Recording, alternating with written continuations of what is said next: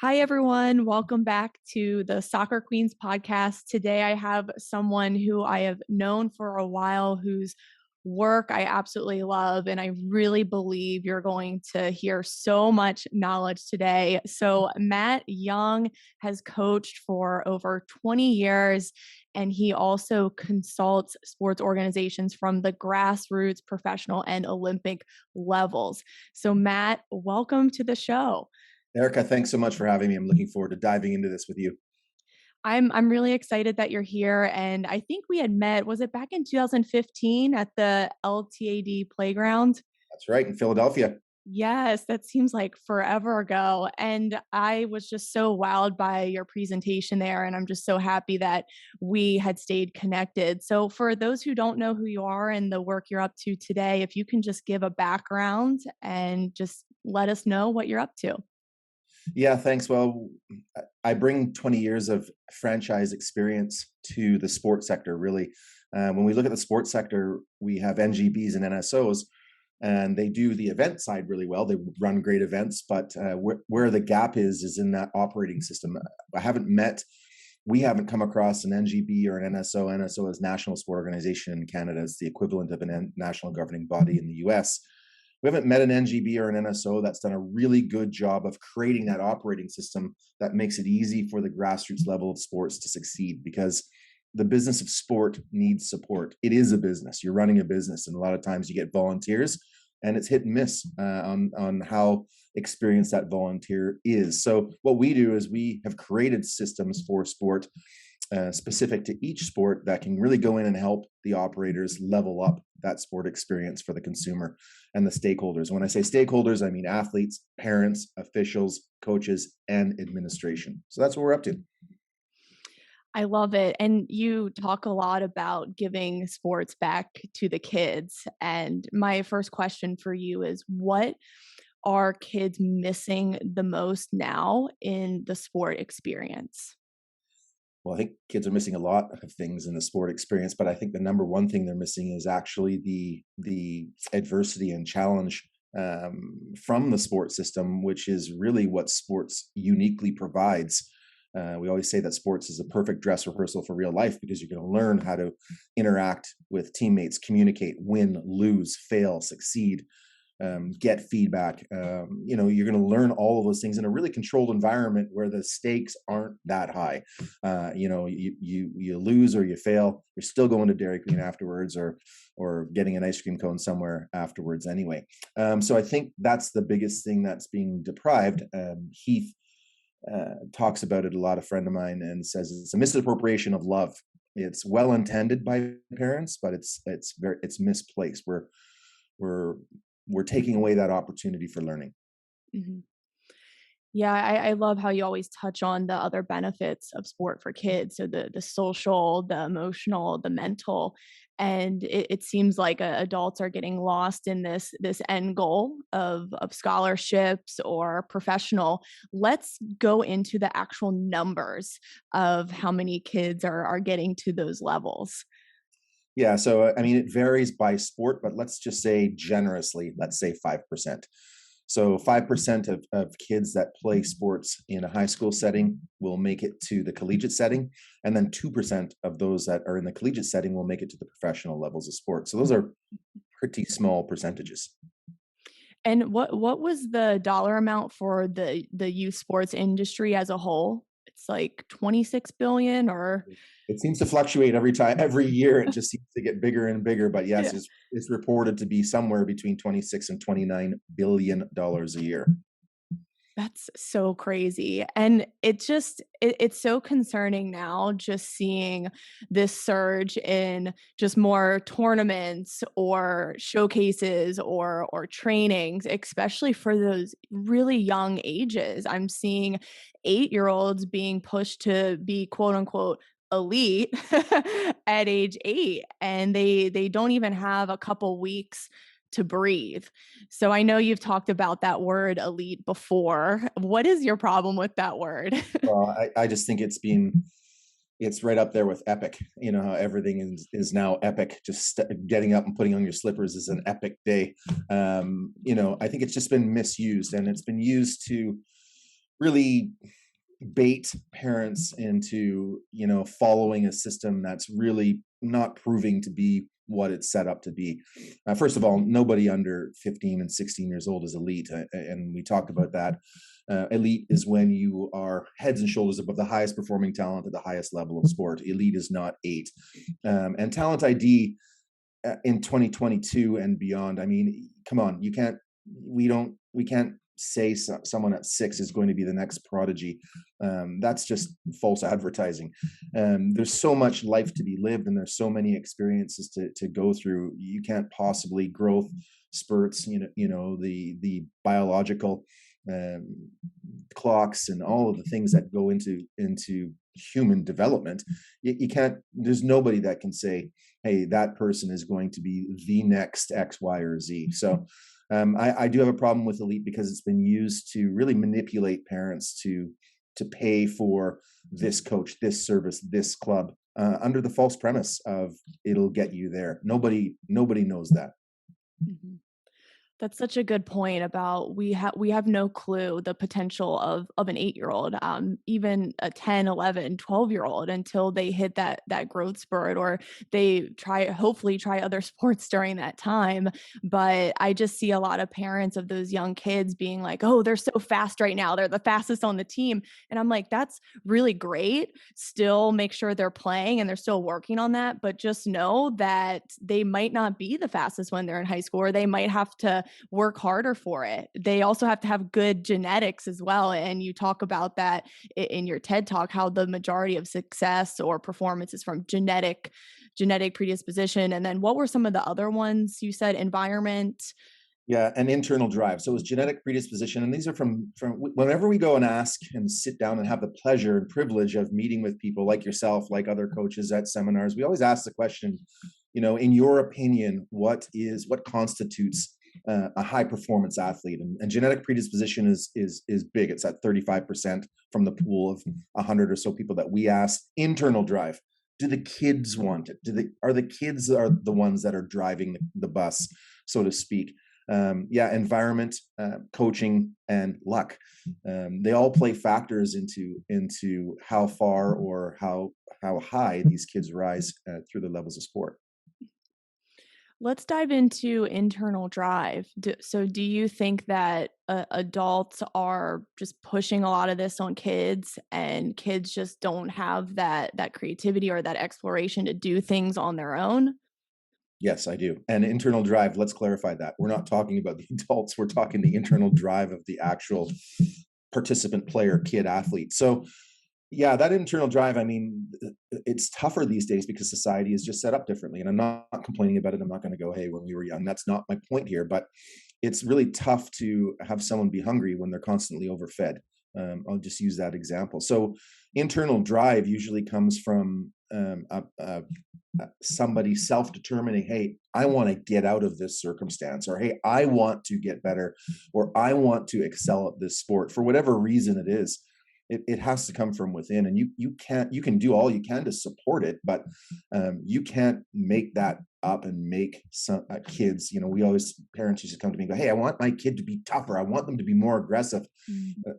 Can you do that? And I say, no, I can't do that. That's his or her choice, whether they're going to do that or not. I can show them the tools, I can prepare them. We can all do that as coaches, but we can't get into their brains and say, hey, listen, this is my priority, and I'm going to put X, Y, and Z aside and focus on that.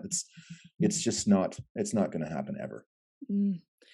That's so true with the aggression thing. I always tell parents, I can't teach it. I can't really give your kid the solution. What it really comes down to is getting into an uncomfortable environment or playing or roughhousing with your friends. That's really it.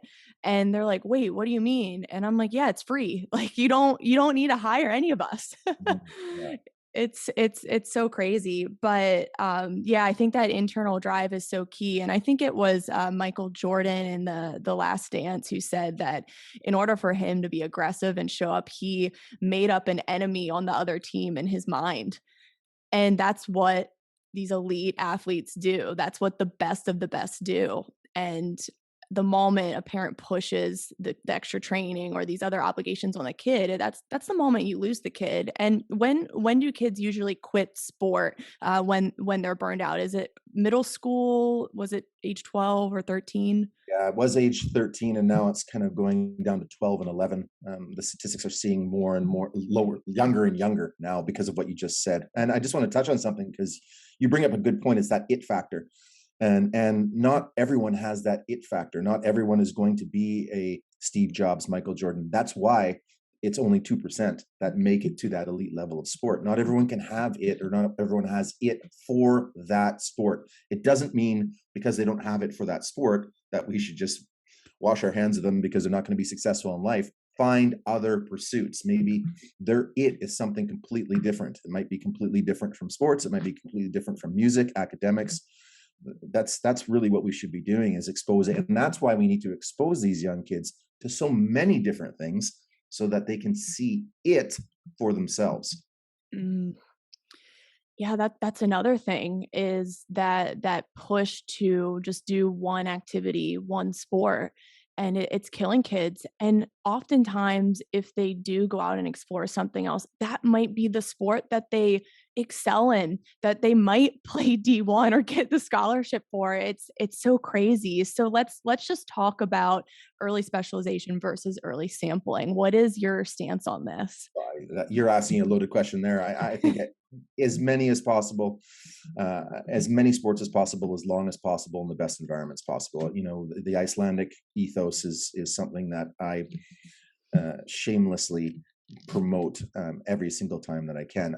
I mean, for our sons, they had an option. They had to do two sports per term, or a combination of sports and a musical, or something else. It could have been anything else, but they had to do two per term, so four per year, all the way through high school. And we got sucked into that hockey system, and basically could have had another nice house on a lake somewhere for the investment that we had. And then at the end of it, our son tried rugby because why? All his friends were playing rugby, and he said, "Well, why don't I try rugby?" And that's the sport he actually ended up going to university for, and getting recruited for that and going to that. He had only played 2 years.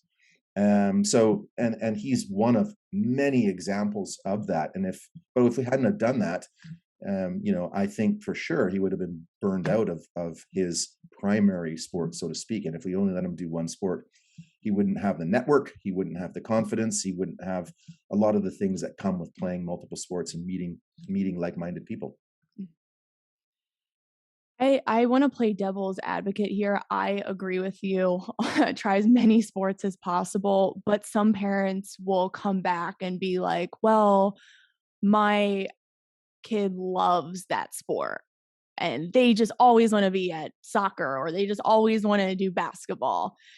What do you say to that parent? Yeah, you know what, Erica, that's a great point. And as you mentioned that, I catch myself because what we're saying isn't a general catch-all for everybody. There are going to be those proteges that only want to do one sport. Then you have to turn back to that internal drive.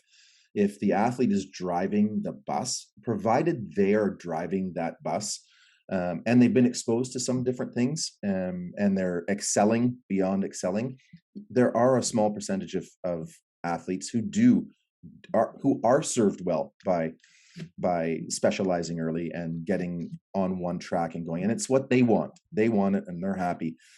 So I think it's that fine line. And again, when people go, "Well, how do I know?" I'll say, if there's 10 people in a room, there's only two of them that are going to do that and should be doing that. Statistically speaking, numbers don't lie. So who here thinks that they're the two? And all 10 hands will go up. That's the problem. There is no crystal ball the other way to say, you know, what's to say this wouldn't benefit Erica if she just specialized in this, and came out the other side. But what we do know from research, study, statistics, feedback from kids is that, by and large, for the larger than smaller percentage, playing more is better than playing less. And what would you say to those rare cases of early specializers? Would you encourage them to do things like strength training, or just playing recreationally and dabbling in other activities? Is that usually what you would recommend, even though it's such a small percentage? Absolutely. Because listen, if you turn into a job, and we're seeing that, we're hearing that now from athletes at the highest performing levels of sport. You're seeing that in tennis, you're seeing that in golf, you're seeing that in gymnastics at the Olympic level. I'm just burnt. I'm done. If you turn something in anything, it's just it'd be like doing anything every single day, day after day, week after week, month after month, year after year. At some point, you're going to need a break. So and notwithstanding the fact that it's physical, so it's taking an emotional toll and a physical toll on your body. So I think that I would recommend absolutely sample or periodize or make sure that rest and recovery is an integral part of that, and nutrition and all the things that you talk about, strength training, etc. Really try to balance that out within that single specialization if you can. Mhm. So I had posted something the other day about how professional athletes have less games than youth, and people argue, well, kids can handle it. You know, kids are malleable, they're young. What would you say to something like that? I'd say something that you have to delete and beep out. That's not true. I mean, yes, sure, they're resilient, but don't forget that's all professional athletes are doing. They're not also discovering themselves, going to school, having social, meeting significant others, the pressures to get good grades. Like the professional athletes only have that one job, and they're doing that one job less, and they're doing the strength training, the recovery, the ice baths, all the things that you talked about. So it's not an apples to apples comparison. As a matter of fact, the young kids are doing more. And that's why one of the reasons is it becomes less fun. I mean, we used to come back from hockey games when my son was in grade 11 and 12. We would return home at 1 a.m. because their game started at 9:15 and it was an hour and a half away. And then the breakdown, and the coach has to go through the whole, half an hour dress down, depending on the outcome of the game. And we get home at 1 o'clock, and then they would be expected to get up at 7 a.m. and go to school and do it all again, and then return for another practice. It was ridiculous. I mean, if it was for myself, we just said, A, he's not going to that game because he's got this tomorrow, or B, you can sleep in because you're not going to be productive. So I think it's really that is a misnomer that kids can handle it better than parents. They're telling us no, they can't. Mhm. And we have to also take into the growth and maturation, and professional athletes are much more likely to handle more load because their bodies are already developed, and also, like you said, they've already discovered themselves, their brains are developed too. So as far as like time off from something that's organized, how many months do you recommend? It really is case by case. I mean, I can shoot out generalizations, but I would think 3 to 4 at least. And if those 3 to 4, if it's three all at once, and then one comes between summer and winter season, that's ideal. I mean, listen, we want the kids to miss playing and miss the participation. We don't want them to think that this is a job that they have to do because there's an outcome they have to get, or else what's going to happen? Come on now. Mhm. What about, like, 2 sports in the same season? If it's like, let's see, basketball, lacrosse. Absolutely. As I Yeah. said, we had 4 sports in the same season, Mhm. 4 sports in one cycle, and then the summer off. That's what we were doing. So you have your football and hockey kind of went all long time. So, and then it transitioned into lacrosse and hockey, or something completely different, or guitar, or whatever is different. I mean, listen, we want well-rounded, creative, happy kids, and that's really where they find, like you said at the outset of this conversation, you don't know what sport they're ultimately going to really enjoy, because some of those sports present themselves later. Some of those sports are driven by, where are my peer groups going right now, and what are they doing? Because if Jenny and Sarah are saying, let's get going and let's try volleyball, I'm super fun, I'm stoked, well then Janie goes, okay mom, I want to go try volleyball, because that's where my friends are. Mhm. And that's why it's also so important when kids are sampling all those sports, playing a couple within a season. That's why that strength piece is so crucial, so they can be able to be resilient to that, and also being physically literate, which not a lot of people know the definition of that. So let's go into what physical literacy is. How young does this start? What could they be working on to develop true physical literacy? Well, so the standard, there's many definitions of physical literacy, and that's one of the issues is that as academics, we can't actually agree on one, which is a problem within itself. But the one I like the best is the competence. So that would be the physical and technical tactical competence, the confidence, I can do this, and self-belief, and the motivation, I want to do it to be healthy and active for life. So that's physical literacy. We used to call it physical activity, but then that became a bad word. So we had to rebrand it, and then we did a really poor job of it. But really, physical literacy in layman's terms, I think, is the same as numeracy and literacy. Do I know my ABCs? Do I know my 1, 2, 3s? And do I know how to run, jump, kick, catch, throw, and do all those fundamental movement skills that then help me be successful with the fundamental sports skills? So there's a lot of reasons why the decline of physical literacy, obviously the devices and our infatuation with technology and consumption of digital junk food every day, 7 hours, being spent on average on those things. Think about where those 7 hours used to be invested. Discovery, go outside, play, ride my bike, go see my friends, do make believe stuff in the forest. Now we're kind of letting our kids be parented by big business. And I know that's something that you touch on quite frequently. And I'm really happy to see that. Don't let the iPad be the babysitter was one of the best posts that I've seen you post, because it's so true. Anyway, so physical literacy is under attack from just changes in society, from changes in parents who don't want to let their kids go outside for fear they might be kidnapped or harm might come to them.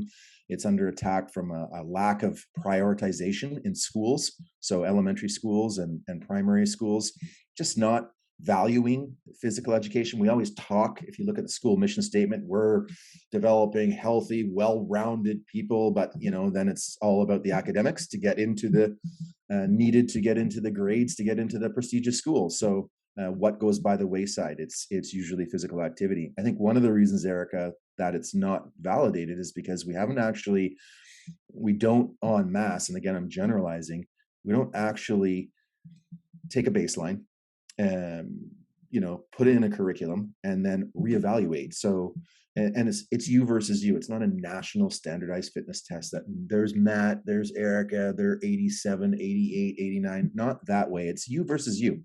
So how was Erica? Where was she on throwing, catching, running, skipping, dodging, the fundamental movement skills? Was she at an initial phase of learning, competent, initial, emerging, competent, or proficient?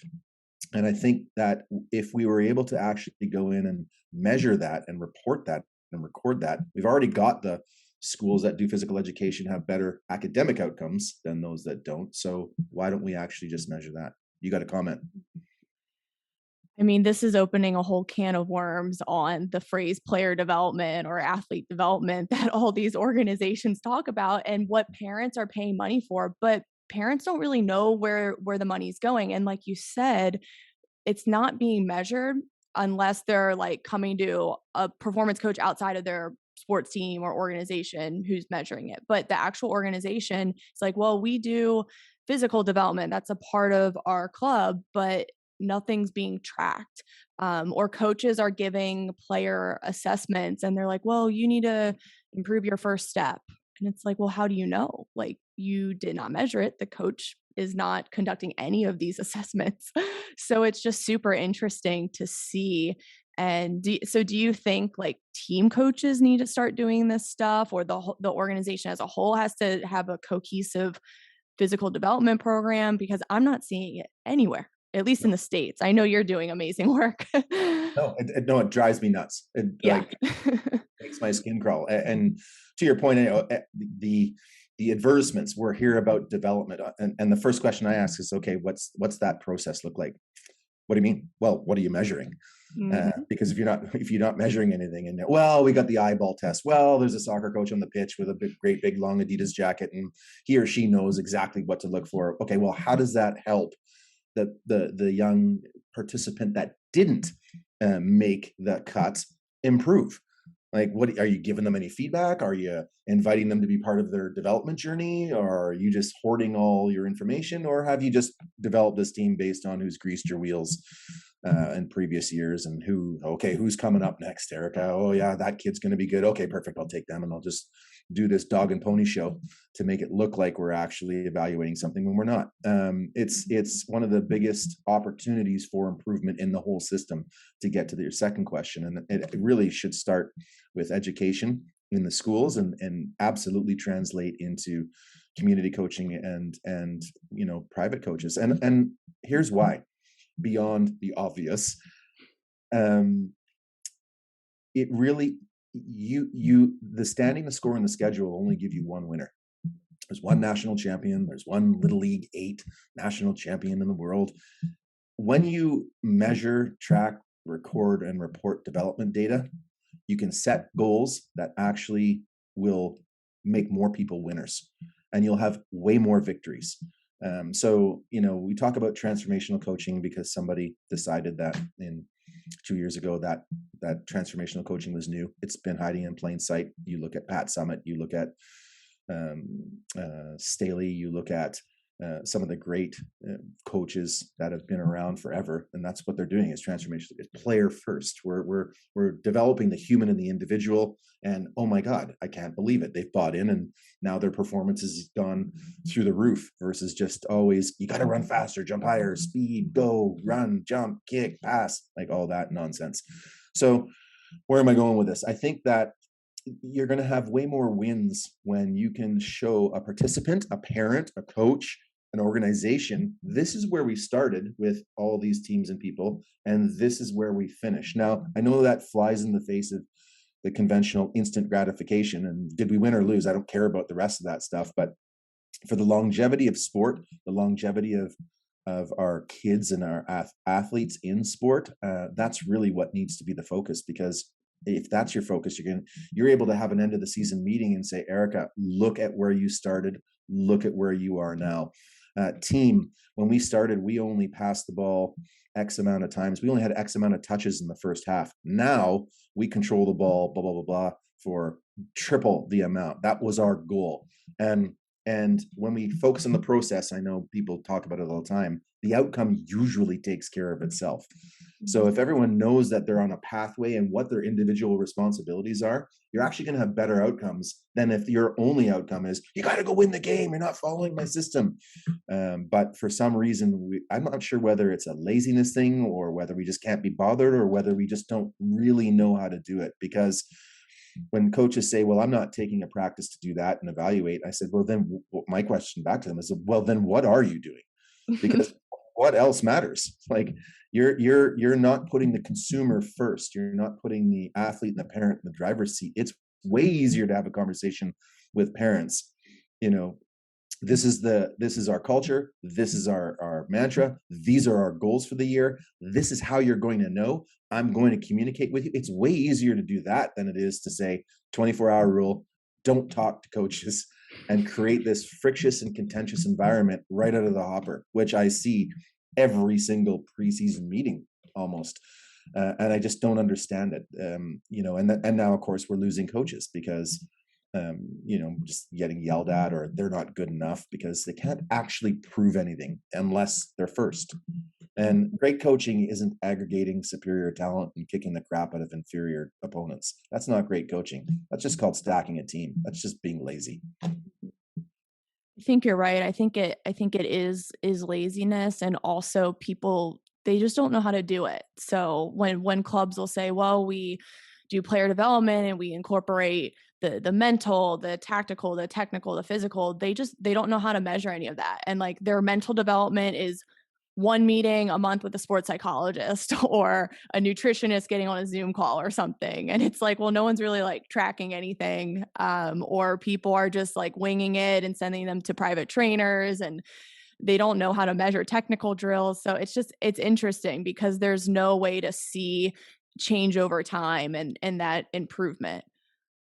But isn't it amazing that we have conference after conference after conference about how to make athletes run faster, jump higher, sprint work. There's some great people doing great things there. And that's all we focus on is the gym and the tools because that's all we know. And that's really that's only 20%. And like you said, we're not even doing the 20% at a consistent, steady, great level. So there's a lot that's left on the table to really increase the fun factor, the participation, the enjoyment, the feedback loop. There's a lot. Like I mean, it's blue sky. To your point. Mhm. And on top of all this, it's so much money. And I talked to Lee Taft the other day, and a lot of parents are paying 8 to 10 grand a year on all of this, and they don't really know how their kids developing. They don't have any measurables. So let's just dive into the financial side of it and what's going on there and why it's set up this way and how can we get out of it? Are these dues always going to be this expensive? So what's happening on the financial side of youth sports? Yeah, well, it's a racket, and the racket begins with the community-based sports, and people not feeling that they're getting any enough from their community-based sports. And then Matt opens up his Matt Specialty Sport store down the street, and if your kid comes here, well, then I promise you they will get to the promised land. And why are you even over there? Look how bad they are. They don't even do anything. So everyone comes over to Matt's place, but then Matt figures out, holy smokes, I actually, to stay in business, I've got to do this all year round. So if I am Matt Soccer, then I'm doing Matt Soccer all year round. If I'm Matt Lacrosse, if I'm Matt Hockey, then that's what I'm doing all year round. So now it becomes a race to the bottom. So now it's who can covet the most amount of athletes to support themselves and their business model, and it can be quite lucrative because, listen, I hate to say it, but you can tap into the emotion of a parent, and they will refinance they will move closer to Matt's gym so that their kid can go to Matt's gym, then go to school, and then come back to Matt's gym again. So it is a bit of a ruse. It's an unregulated market. It's, who has who's running a $23 billion a year, $28 billion a year business in the United States and Canada with no CEO, with no quality control, with no checks and balances and responsibilities. Yeah, people have done it, but the Enrons, etc. Eventually, it busts. But this is not going to bust because you're preying and you're taking advantage of human emotion. And I think that's really an indictment of how far we've dropped. Now, having said that, there are a lot of good people in the system. So again, I'm generalizing to the majority, but those good people aren't the norm. They're the exception. There are people that are saying, hey, listen, yeah, you can come train with me, but we're doing different training and we're going to introduce different sports. So Matt's soccer camp is going to actually transition to Matt's lacrosse, Matt's sport sampling, and we're going to do some other things there. And this is why. And I've actually seen it where parents are like, I don't bring my kid here to do that. They're here to play soccer, and I don't want them to fall behind. And then you just got to cut the parents loose because they clearly don't. They clearly don't understand, or it's an opportunity to educate the parents on why you're doing what you're doing. But it's such a good point, Erica. This has got to be one of the biggest ruses. And the reason why it's allowed to continue is because no parent, after they realize they've been fleeced and sold the dream, is coming back and saying, man, I got hosed there. Was I ever stupid? They just fade off into the sunset and their kids quit sport and they're doing something else. And if you meet them on the weekend, why isn't is your kid playing? No, they didn't like it anymore. Yeah, no, there was a coach they didn't really like it anymore. They're doing something else. They don't say, man, I fell for it. I saw Erica's tweets every day, but no, I thought this is the one. My kid's different. And I went ahead and did it. And then I got hosed. Nobody's saying that. So it actually just is allowed to perpetuate and there's no loop that's closed on it. Mhm. It's also interesting, and we've talked about this before in our past podcasts, but the whole idea of after all the money being spent on year-round sports and extra training, for what end goal? Maybe the scholarship, but once you get that, say it's a full ride, best case scenario, very rare, but it's a net zero, right? Maybe even negative money. Yeah, it's And I don't even think it's a net zero. When you factor in the emotional toll, I don't even think it's a net zero. But you're right, from a financial perspective, the money you've invested in these, some of these parents, many of these parents have invested in, the travel, the privates, the training, the hotels, the all of this, the reg fees. If you add all that up over the years, you could have already paid for your education at a very prestigious university, two and threefold. mhm. Yeah, you're right.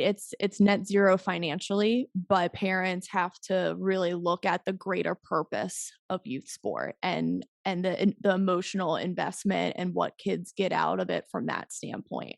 And my mom always tells this to me. She's like, "Yeah, after all of like the travel, the time and the money, so worth it because we saw you learn discipline, how to overcome challenges, how to have faith after adversity, and those are just such valuable life skills that just stay with you long after sport." So I think parents kind of need to change the purpose or the reason that they're doing this. It can't be pushing this college dream or this professional dream on the kid. Yes, that's amazing.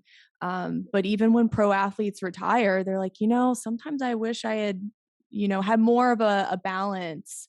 And you're starting to hear them come out about it more. So it's really interesting. Agreed. They're missing a childhood. Hmm. Yeah, and it's like, yes, the top is great, but we don't look at the other things that go into it and all the other challenges. So, I do want to close out with just some advice for parents moving forward. So, what would you say to them?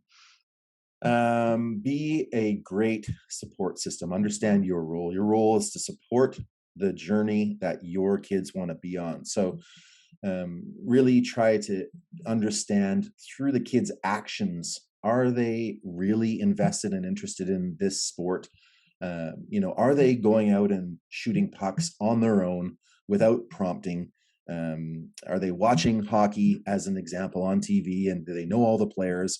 Or is it soccer, or is it baseball, or is it that? I mean, there's lots of ways to find out how interested your kid actually is in that sport. That's number one. Number two, do your homework. So do your homework on, you know, what's the number of kids that arrive at the highest performance level that have only done one sport? What's that number? It's low. It's lower than it is that with kids that have played multiple sports. What's happening with physical literacy? What's going on in your school in terms of physical education? Is a teacher just rolling a ball into the gym and saying, "Hey, dodgeball," and 70 kids are off to the side while 10 are playing? Find out. Be involved. Be as involved with that as you would be with your reading, writing, and arithmetic. You would march right into that school immediately if you saw or heard something that was, if you heard that your kid was getting taught by a math teacher who didn't even know math, or a science teacher who was just subbing over from woodworking. Like, let's get real with that and do your homework. And then I think it's, along the journey, just keep checking in and keep yourself in check. Hey, listen, we all know how hard it is to go out and see our kids fail. It's a tough environment already out there now, more so than ever. We know the emotional friction that parents, they made a mistake, they did this, they did that. Frame it up as that's part of life. That is part of life, and parents know that. Every one of us has gone through some adversity, small, medium, or large, and and for most of us, we've either learned from it, it's made us better, it's shaped us, it's made us who we are. So understand that adversity is really good for building resilience. Failure is essential in success. I'll say it again. Failure is an essential ingredient to success.